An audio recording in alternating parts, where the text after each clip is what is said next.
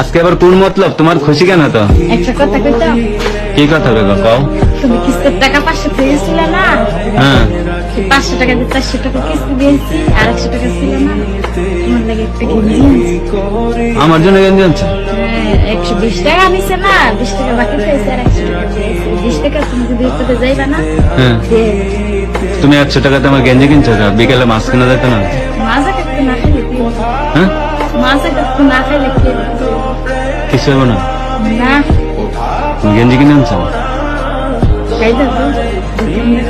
হ্যাঁ গায়ে দেবে? দেখবা? সাদা গেঞ্জি দেখা তো। আচ্ছা ভালো লাগছে তোমার? ভাল লাগছে দেখে একটু কিনে নিয়ে আইছি, নাইলে কিনতাম। আচ্ছা দেখি দাও তো, গায়ে দিয়ে দেখি। সুন্দর লাগে, সাদা জিনিসের মধ্যে সুন্দর লাগে। তাই? আচ্ছা দাও।